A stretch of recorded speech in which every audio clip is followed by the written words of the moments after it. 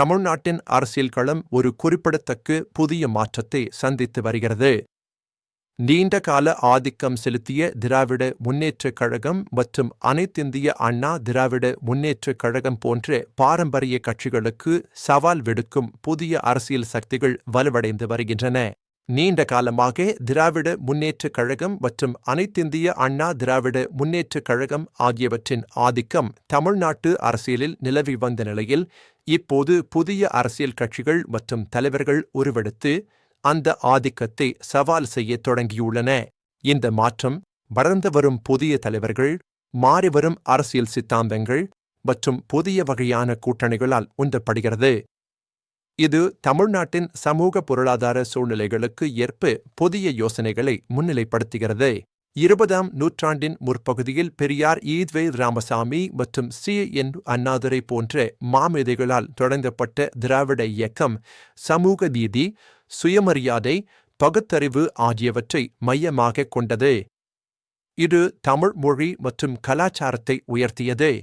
இந்த இயக்கம் 1967 முதல் தமிழ்நாட்டில் திராவிட அரசியல் ஆதிக்கத்திற்கு வலுவான அடித்தளமிட்டது. திமுக மற்றும் அதிமுகவின் கட்சி நிறங்களுடன் தொடர்ச்சியான ஆட்சிகள் இதை உறுதிப்படுத்தின.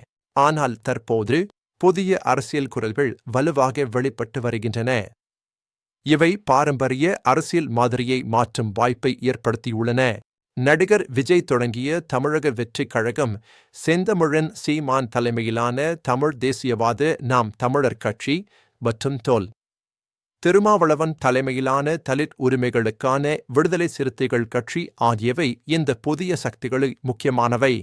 உதயநிதி ஸ்டாலின் திமுக சார்பில், கே. அண்ணாமலை பாஜக சார்பில் மற்றும் பி.வி. தினகரன் அம்மா மக்கள் முகமண்டலம் சார்பில் போன்ற முக்கிய பிரமுகர்களும் இந்த அரசியல் களத்தில் குறிப்பிடத்தக்க சக்திகளாக திகழ்கின்றனர்.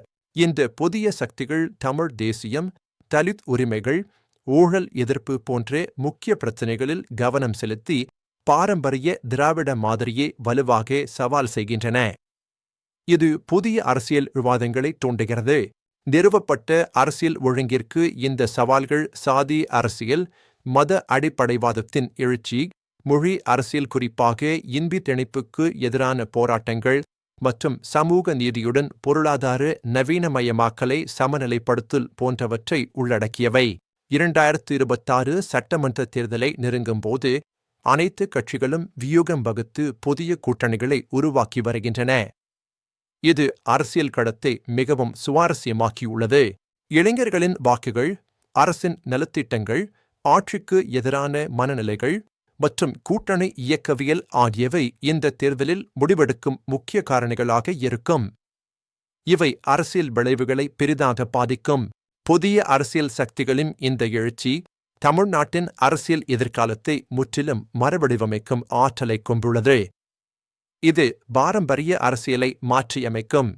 2026 தேர்தல்கள் தமிழ்நாட்டு அரசியலின் எதிர்காலத்திற்கு ஒரு முக்கிய சோதனையாக அமையும். இதன் முடிவுகள் நீண்டகால திசையை தீர்மானிக்கும். மத்திய அரசுடனான தமிழ்நாட்டின் உறவு, கூட்டாட்சி கோட்பாடுகள், மாநில சுயாட்சி மற்றும் மொழி கொள்கை குறிப்பாக தமிழ் மொழியின் பாதுகாப்பு ஆகியவை அரசியல் விவாதத்தை தொடர்ந்து பாதித்து வருகின்றன. இந்த அனைத்து மாற்றங்களும் தமிழ்நாட்டின் அரசியல் களத்தில் ஒரு புதிய அத்தியாயத்தை திறக்கின்றன. எதிர்காலம் இன்னும் சுவாரஸ்யமாக இருக்கும்.